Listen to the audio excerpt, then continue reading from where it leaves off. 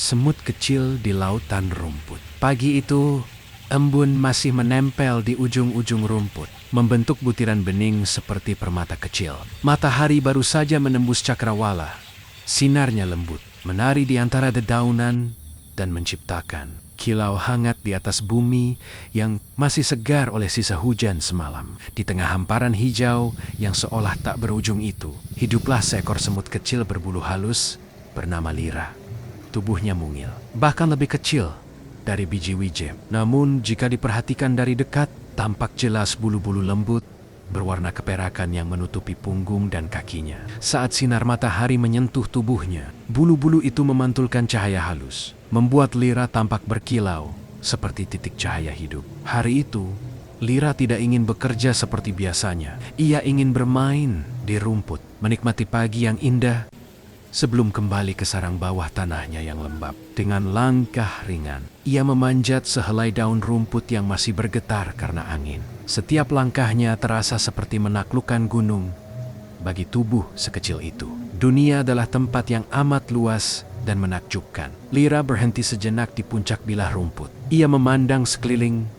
Lautan hijau menjulang ke segala arah, bergoyang pelan seperti ombak di laut. Dari tempatnya berdiri, ia bisa melihat titik-titik cahaya dari embun yang memantulkan langit biru. Ia menunduk sedikit, lalu mengusap bulu halus di antenanya yang basah oleh tetesan air kecil. Betapa segarnya pagi ini, pikirnya dengan senyum kecil. Ia menjilat sedikit air dari embun, rasanya dingin dan manis, seperti hadiah dari langit untuk makhluk sekecil dirinya. Seekor kumbang kecil berwarna hitam menggelindingkan bola tanah di kejauhan. Sementara belalang hijau melempet-lempet seperti bayangan besar yang lewat di atas kepalanya. Lira menatap dengan mata kagum. Dunia di luar sarangnya begitu ramai dan penuh warna. Ia mendengar suara lebah berdengung di antara bunga. Suara jangkrik berlatih menyanyi dan desiran lembut angin yang mengusap pucuk-pucuk daun. Semua itu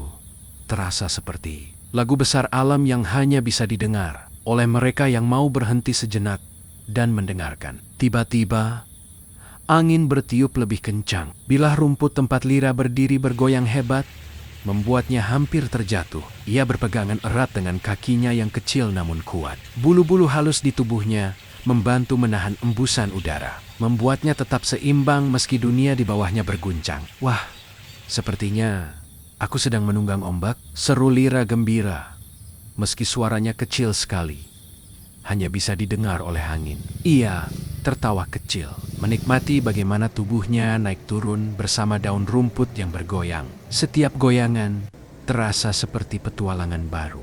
Dari puncak tertinggi rumput hingga hampir menyentuh tanah. Ketika angin mereda, Lira melompat turun, mendarat di atas tumpukan lumut lembut di bawah. Ia berguling sebentar, tertawa puas. Bulu-bulunya kini sedikit basah oleh embun dan tanah, tapi ia tak peduli.